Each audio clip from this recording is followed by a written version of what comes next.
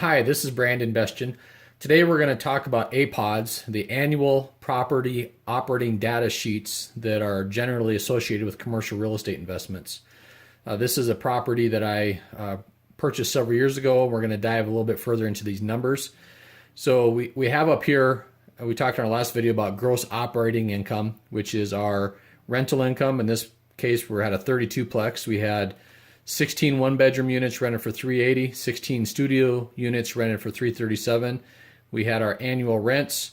We had a 3% vacancy factor, laundry income. So our GOI, our gross operating income, was $135,000 a year. For our operating expenses, we had our utilities, electricity, gas.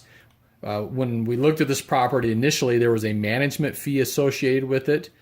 Generally, that can run on commercial properties anywhere from 4 to 8%, depending on how big of the property is, how many units there are. We had our utilities, water, sewer, garbage of $76.20 a year, repairs, maintenance, and supplies of $12,000, property taxes $22,000, insurance and advertising are also in here. So our total operating expenses were $69,712. We get our NOI, our net operating income, by subtracting our total operating expenses from our GOI. So our GOI, gross operating income, minus our total operating expenses gives us the number we're really interested in, the net operating income of $65,522. So in this particular example, let's say they're asking $1 million for this 32-plex. So the $1 million asking price, the capitalization rate would be the net income divided by the $1 million, gives us a cap rate of 6.55%, round up to 7%. So the next important thing we want to look at is our cash flow coverage. How much money are we going to make on this property? So I have a little formula into my spreadsheet here that we can mess around with. So let's assume we're going to do a 20% down payment. So we're $200,000 down. Our loan amount $800,000. Today's rate's probably in the 5.5% range. For commercial properties, I always shoot for a 20-year term. Years ago, when I first started in real estate, most of the banks would only go 15 years on commercial real estate. It's becoming more commonplace for them to go 20 years, and it works a lot better from my perspective if you go 20 years. Now, that doesn't mean they're going to fix the interest rate for that long. They will likely lock in the interest rate anywhere from 2, 3 to 4 or 5 years, maybe 5 years at the most. And they might even have 5-year balloons that they would renew for several periods. So you can ultimately get to 20 years. Regardless, 20 years is the amortization time that I like to work with, which is 240 periods. So in this particular case, our annual payments would be $66,000 a year. So we subtract that from our net income, and we actually have a negative cash flow on this property of $515. So this property does not cash flow as it sits with these numbers. So what I always do is I do what's called recast the cash flow. So in this particular case, I've already done that. We'll open up some more spreadsheets here. So we take the same exact property and we come over here, and let's say we're going to raise the rents from $380 a month to $400 a month, which is a reasonable expectation.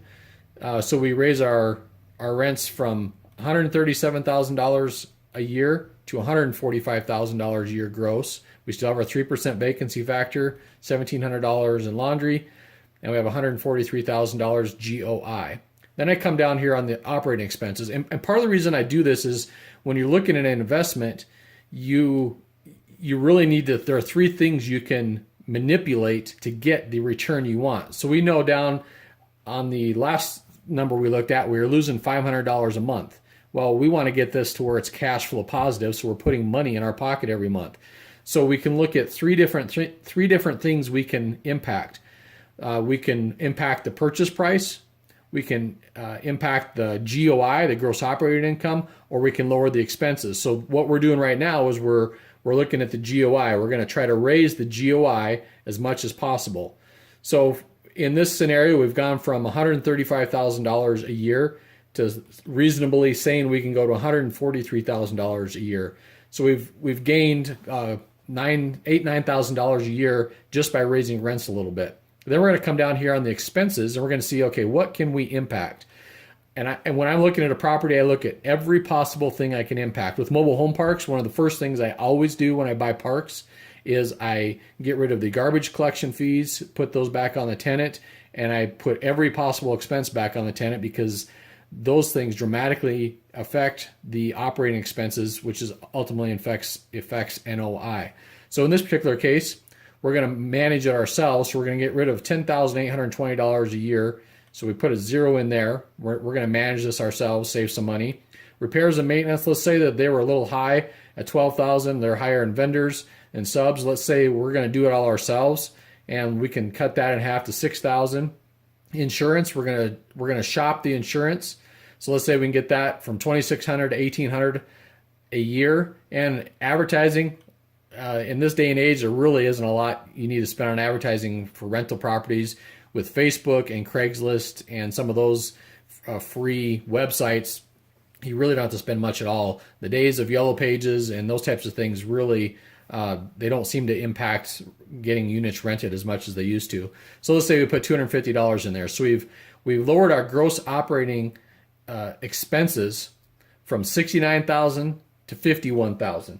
So our NOI, between the increase in the GOI and decreasing expenses, has gone from $91,000, from $65,000 to $91,000.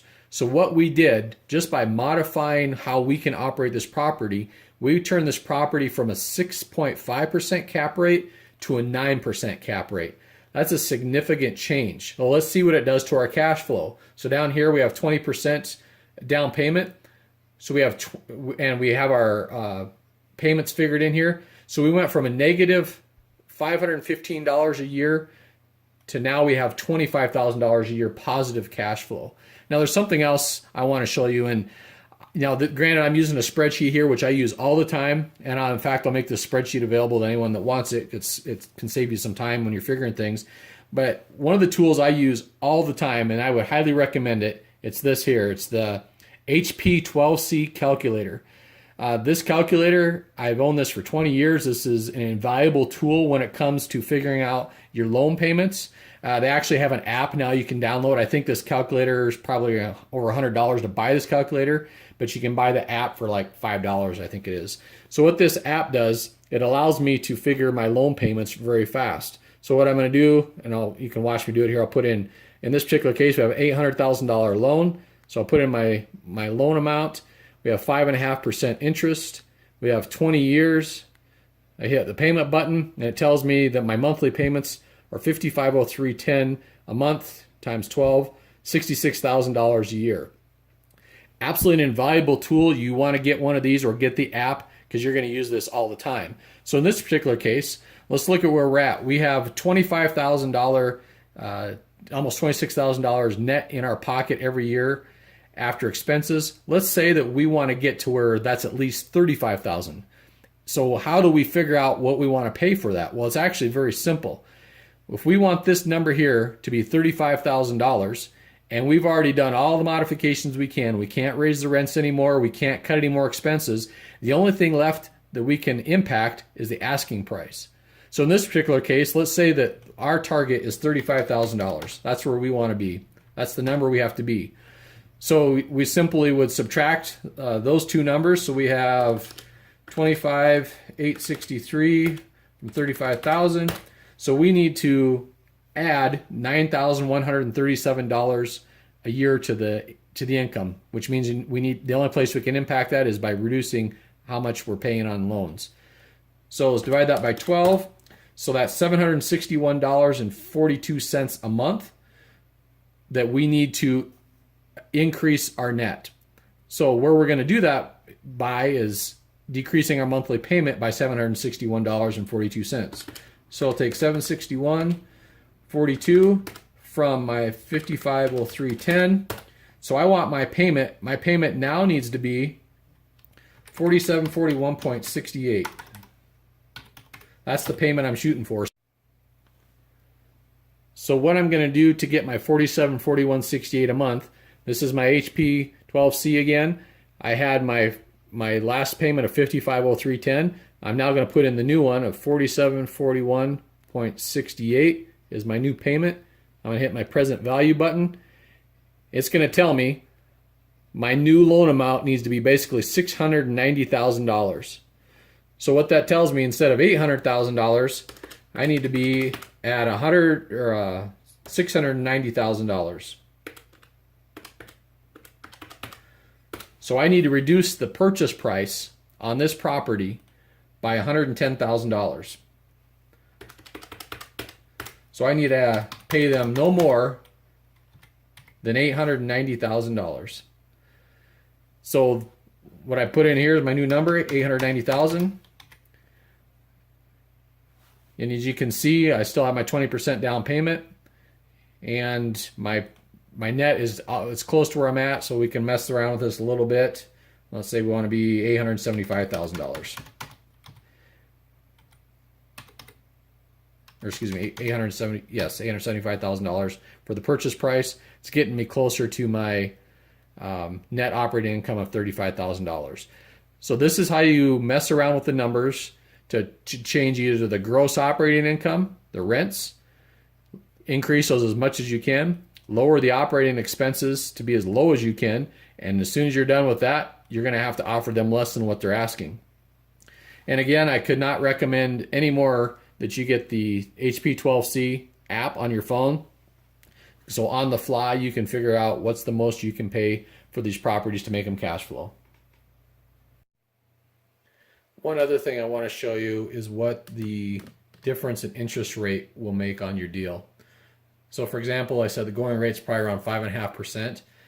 So in this situation, we're netting $34,118 a year. So let's just mess around with this interest rate a little bit. Let's say the interest rates go up to 6%. Look what it does to your net operating income. You just lost $3,000 a year. Or let's say they're as low as 5%. Now you're at $36,000 a year. Interest rates can have a tremendous impact on your net income, your net operating income, your net cash after debt service, excuse me. So that's something else you can impact is your interest rate. Also the percentage down. Now, generally speaking, in today's economy, you're going to need 20% down. There are many ways to do it otherwise, but that's generally speaking what you're going to need. When I'm looking at a deal, I always look at it, well, what would it be if I was 100% financed? How much would I net a year? So if I put nothing down on this deal, I still net almost $20,000 a year. The reason I look at that is because even if you're putting your own cash into it, you still want to return on your own cash, and you don't want to discount the ability to make money on your own money. So when I'm looking at a deal, the first thing I always figure out is what is the net cash after debt, assuming 100% financing. And if it doesn't have net cash, then, or at least break even, then I'm usually not interested, because that means it's probably overpriced.